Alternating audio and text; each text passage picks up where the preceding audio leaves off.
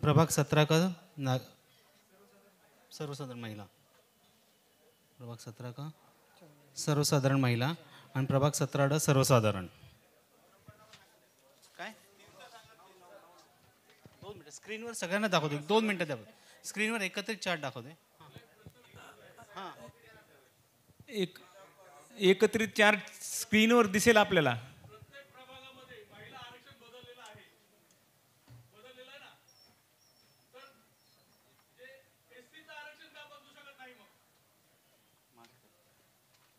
नाही कळाला नाही प्रश्न तुमचा.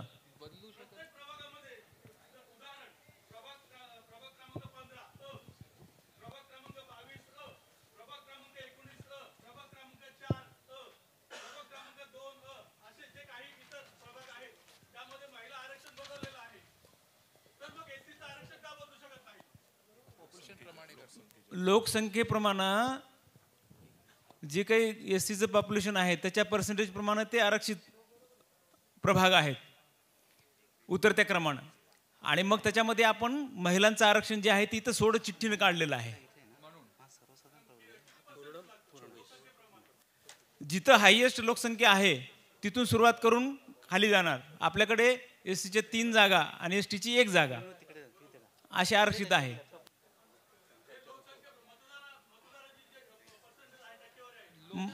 मतदारावर नाही. 2011ची लोकसंख्या सुरुवातीला सांगितलं. 2011च्या लोकसंख्येवर आपली प्रभाग रचना झालेली आहे. एकूण 23 प्रभागामध्ये सगळे उतरत्या क्रमानं आपण लोकसंख्येच्या ह्याच्यात लावतो आणि त्याच्यामध्ये सगळ्यात जास्त जिथं एससीचं पॉप्युलेशन आहे तिथले पहिले 3 प्रभाग घेत असतो आणि त्याच्यानंतर एसटीचं सुद्धा तसंच आहे. यावेळेस सांगितलेलं आहे की ही पहिली प्रभागाची रचना असणार आहे. पहिली निवडणूक असणार असल्यामुळं तीच प्रभाग राहणार. हे आता सुरुवातीला सांगितले. राज्य निवडणूक आयोगाचे जे काही पत्र आणि निर्देश आहेत त्याप्रमाणे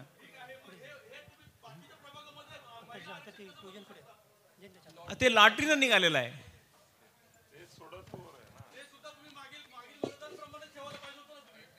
हे आम्ही निर्णय काढलेले नाही आहेत. हे राज्य निवडणूक आयोगाचे जे काही निर्देश आहेत त्याप्रमाणे आहेत.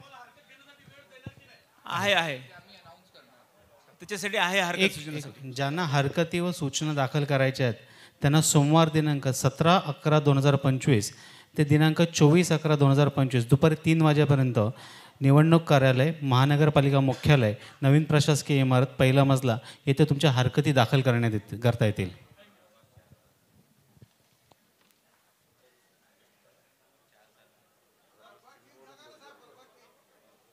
प्रभाग 3चं पूर्ण आरक्षण पाहिजे का तुम्हाला? ऐका ना, आपण आता स्क्रीनवर आपण टोटल जितके आपले प्रभाग आहेत सगळ्यांचं प्रभागाचं एकत्रित आपण इथं डिस्प्ले करत आहोत. 2 मिनिटं थांबा, ते टाईप होतंय. एक प्रश्न होता त्यांचा. आपला काय प्रश्न आहे?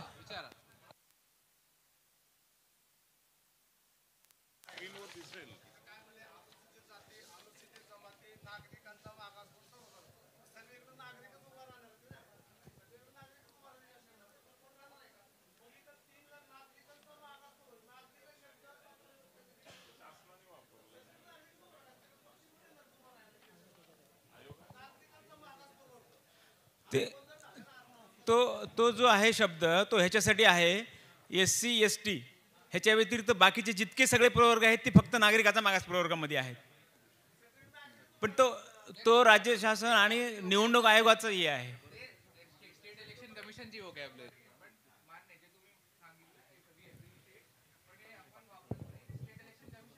शब्दावली नाही. गोंधळ कुठल्याही प्रकारचा नाही. ते ओबीसी साठी आहे. तुम्ही चार्ट बघा. चार्ट बघितल्यास तुम्हाला क्लिअर दिसेल. ते ओबीसी. 2 मिनिट थांबा, बसा आपण. सगळं दिसणार बाबा. एकत्र एक एक करून पुन्हा सांगणार आपण. सगळं दिसणार.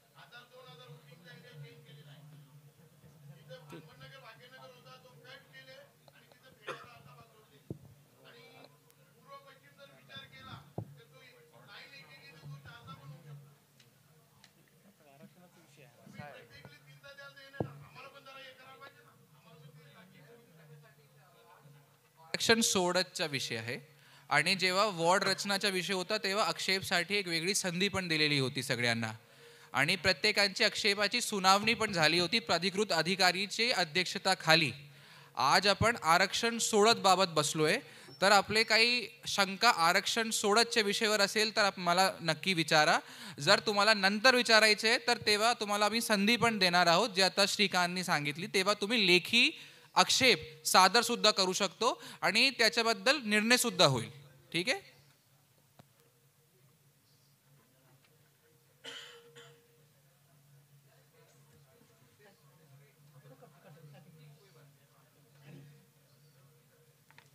आणखीन अजून कोणाला काही शंका किंवा विचार आरक्षण सोडत बाबत आहे तर नक्की विचारा.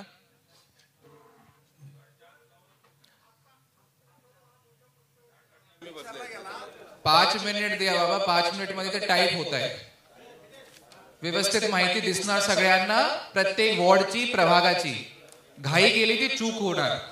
5 मिनिट थांबा, सगळे दिसेल. हा सांगा तुमचा काय प्रश्न आहे.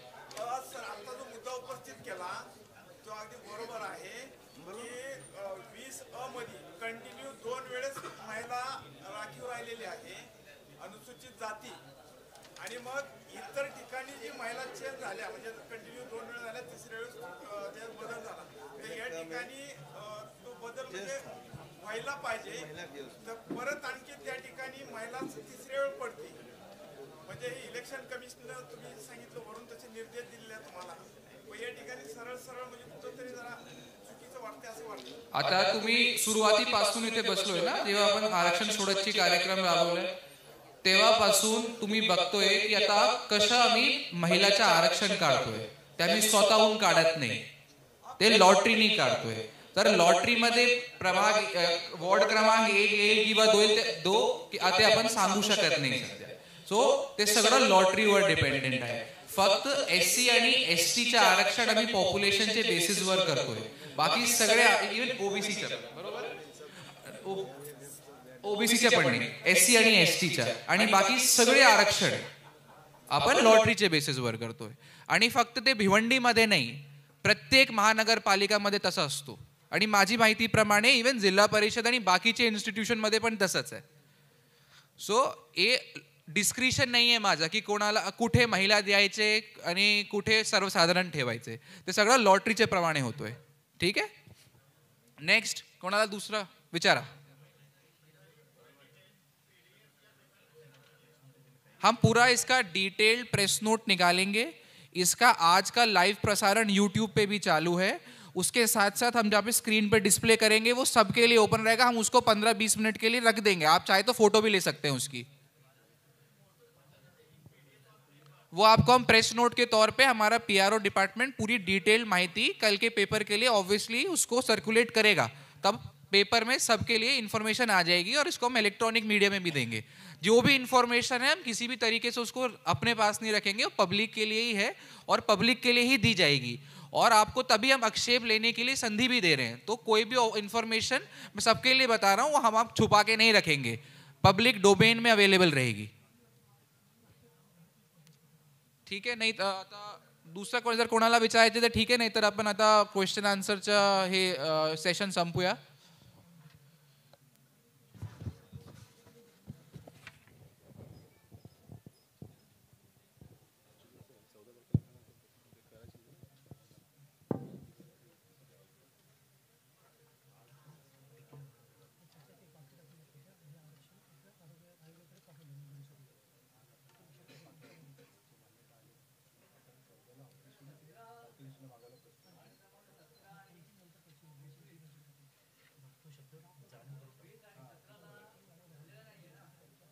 एक आपला 21ला मागच्या वेळेस हे दिलेलं आहे पुरुष भादवड.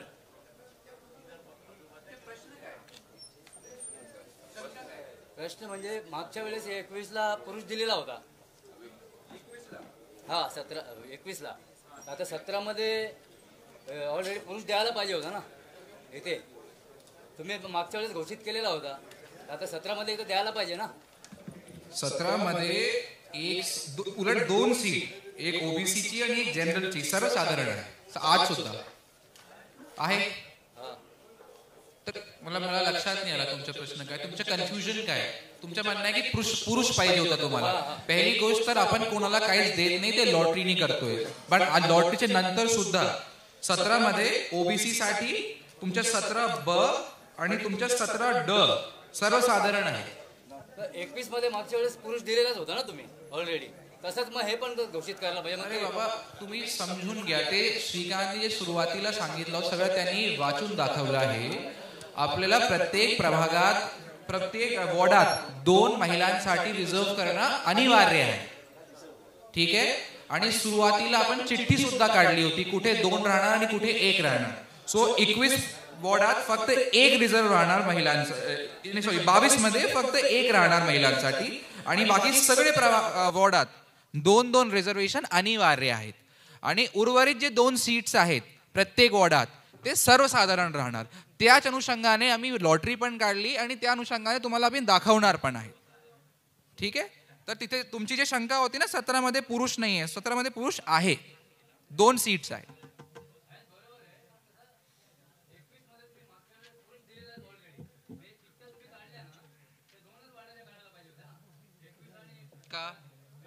का रिझन काय तसं का काढायला पाहिजे होतं तसं?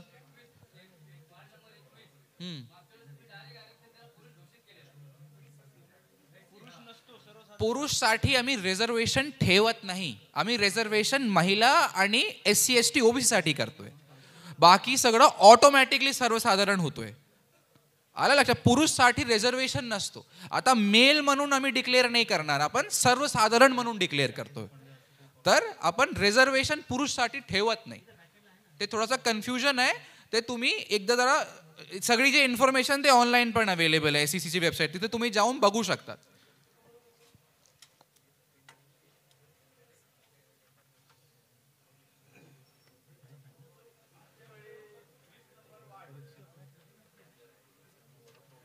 मध्ये जनरल जेंट्स होता, मग आता लेडीज कसा झाला? तुम्ही मागच्या प्रभाग हिशोबाने केलेला आहे नाही.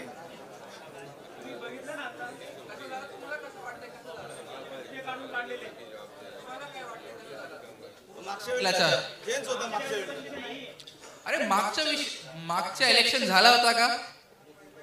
त्याच्यानंतर संभान झालं. आता पूर्ण प्रक्रिया मी नवीन पद्धतीने करतोय ना, सुरुवातीपासून करतोय.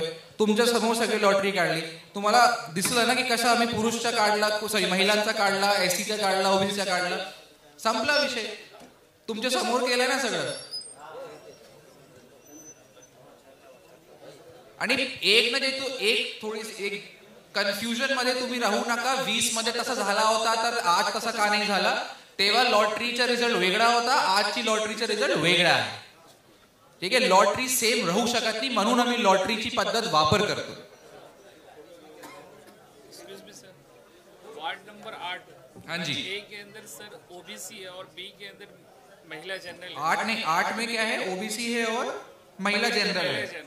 सी डी के अंदर सर ऑब्जेक्शन लेने के बाद कुछ फेरबदल हो सकती है. आप ऑब्जेक्शन लीजिए, तो आपके ऑब्जेक्शन पे डिपेंड करेगा क्या है. इसके अंदर 8 के अंदर 2 सीट जनरल की हैं, तो टोटल 3 सीट जनरल की है, जिसमें से 2 महिला है. 1 महिला है सर. 8 में 2 महिला है, 2 सीट, टोटल 3 सीट जनरल और 1 सीट OBC है 8 के अंदर, जिसमें 2 सीटें जनरल फीमेल के लिए रिजर्व्ड है, 1 जनरल सर्वसाधारण है और 1 OBC सर्वसाधारण है. ये फाइनल रिजल्ट है 8 का. ऑब्जेक्शन लेने के बाद कुछ पॉसिबिलिटी है? आप ऑब्जेक्शन दीजिए, ये मैं अभी नहीं बता सकता. आप ऑब्जेक्शन दीजिए, ऑब्जेक्शन को देख के आपकी व्यवस्थित आपको बुलाया भी जाएगा और रीतसर उस पर डिसीजन भी दिया जाएगा. लास्ट डेट कब तक है sir? The last date Shrikant एकदा आक्षेपची पिरियडची डेट आणि टाइम वगैरे परत सांगा सर. हॅलो. ज्या कोणत्या नागरिकांना आजच्या आरक्षण सोडतीवर आक्षेप दाखल करायचे आहेत त्यांच्यासाठी हरकती व सूचना सादर करण्याचा कालावधी आहे दिनांक 17 नोव्हेंबर 2025 ते 24 नोव्हेंबर 2025 दुपारी 3 वाजेपर्यंत निवडणूक कार्यालय, महानगरपालिका मुख्यालय, नवीन प्रशासकीय इमारत, पहिला मजला इथे ज्यांना कोणाला आपल्या हरकती सूचना सादर करायच्या आहेत त्यांनी 17 नोव्हेंबर ते 24 नोव्हेंबर दुपारी 3 वाजेच्या आत दाखल कराव्या.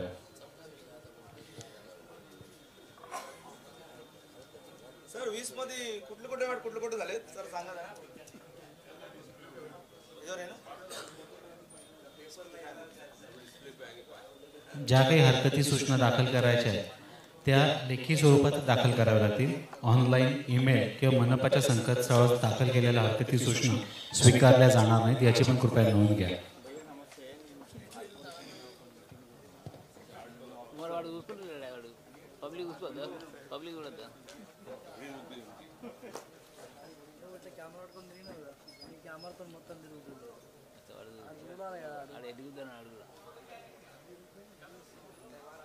మనకి నంబర్లు జూమ్ చేయాలంటే మొత్తం పెడతాను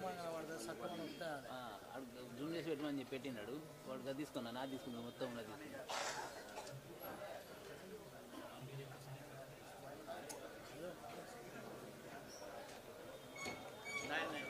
తీసుకున్నా.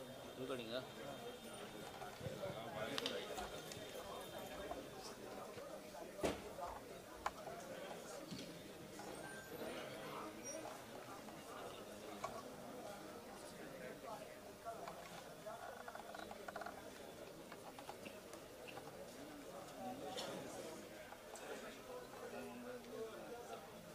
स्क्रीनवर दाखवा.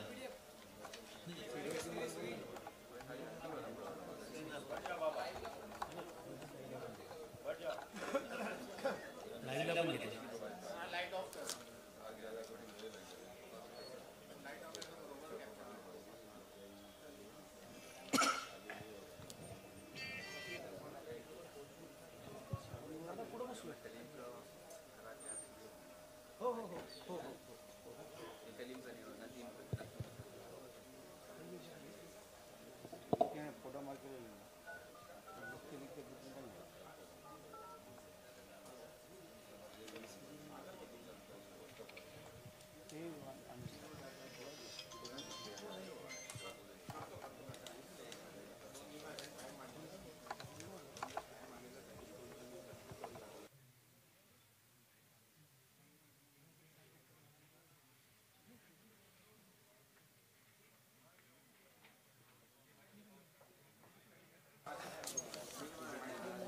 స్క్రీన్ మీద పెట్టమంటే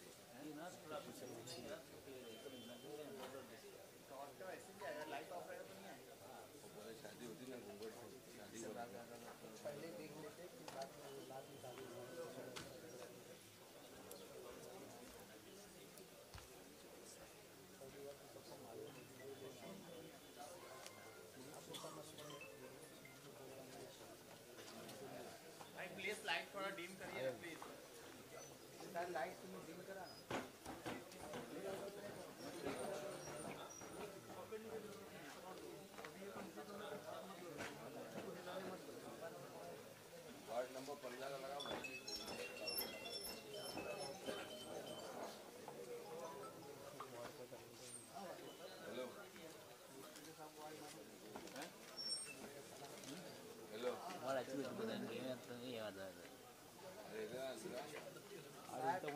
చూపించామని అర్థం కదా వార్డు ప్రకారంగా చూపిస్తాను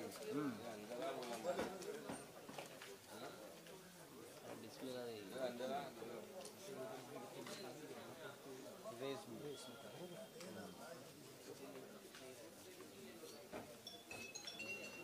కాదు भाई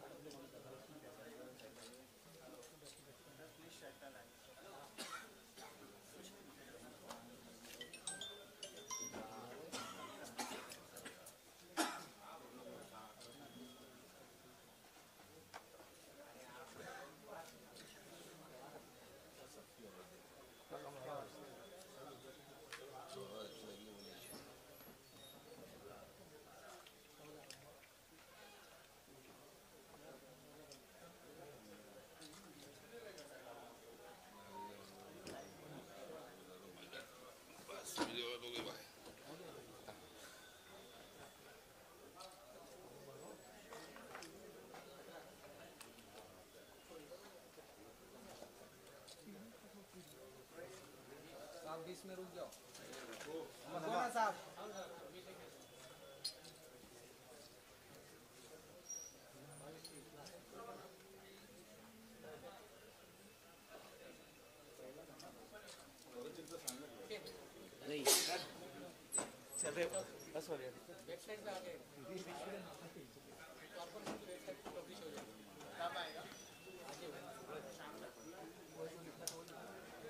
తీసుకున్నారా ఫోటో తీసుకున్నా ఫోటో పురాదా ఇట్లా చూపించినట్టు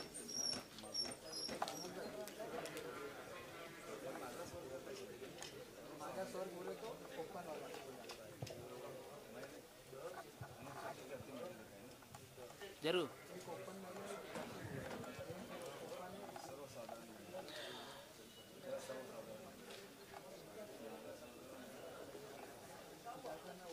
हो गया इधर लगा इनको लगा दे भिवंडी निजामपूर शहर महानगरपालिका सार्वत्रिक निवडणूक 2025चे प्रभाग आरक्षण सोडत कार्यक्रमासाठी आजचे सन्माननीय अध्यक्ष भिवंडी निजामपूर महानगरपालिकेचे प्रशासक तथा आयुक्त श्री अनमोल सागर सर, अतिरिक्त आयुक्त विठ्ठल लाखे सर, उपायुक्त श्री निवडणूक श्री विक्रम दराडे सर, सहाय्यक आयुक्त श्री शैलेश गोंदे सर, तसेच उपस्थित सर्व राजकीय प्रतिनिधी, लोकप्रतिनिधी, नागरिक यांचे मी इथं मनपूर्वक आभार व्यक्त करतो. तसेच मानसी भारतगडा या विद्यालयाने या कार्यक्रमासाठी त्यांचा हॉल उपलब्ध करून दिला, त्यांचेही ते मनपूर्वक आभार व्यक्त करतो. पोलीस विभागाच्या सहकार्य त्यांचे इथे आभार व्यक्त करून आजचा कार्यक्रम संपला असे मी जाहीर करतो. धन्यवाद.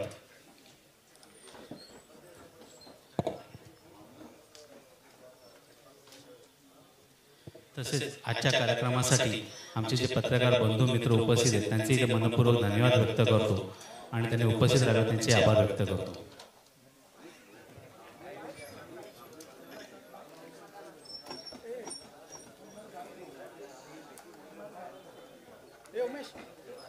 बाईट घेतो का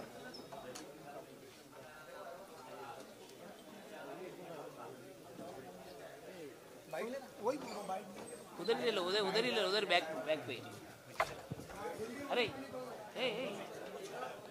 अरे షూ బయట తీసుకుంటావు షూ దానిలో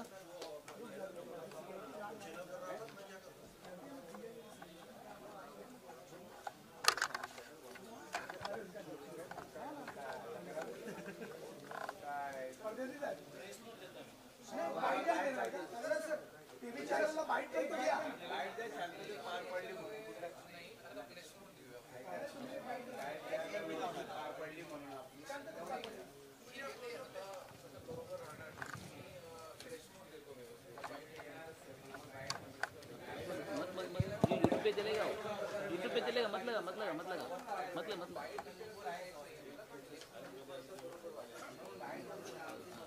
वो बाइट पूछ रहे नहीं देगा तो वो भी यूट्यूब पे डालेगा ये दे दे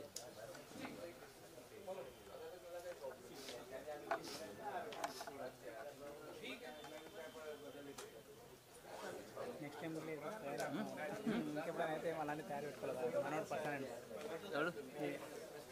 యాక్చువల్లీ నేను చెప్పింది ఒకటి పట్టుకోండి అడుగు బయట నిల్చున్నట్టు మునప్పుడు పట్టుకొని వాడేస్తాడు త్యాగు అన్నాడు తెలివి బాగుంది వాళ్ళ అన్నాడు తెచ్చుడే ఆడ ఇంటికి పోయి తెచ్చిండు మనోడు వాడు ఆయన రానే దుకాణం పెట్టుకుని పోయి వచ్చండి వాడు ఆడ తగిలి పడ్డాడు పట్టుకొని అన్ని నల్ల పనులు అయిందని వీంది అడుగున్నానుకో కథమే నల్ల పిల్లి అన్నాడు ఒకటి అక్కడ పెడితే అయిపోతుంది అప్పుడే ఏం లేదు డన్ బంద్ చేయి దుకాణం బంద్ చేయి దుకాణం పోసుకోదు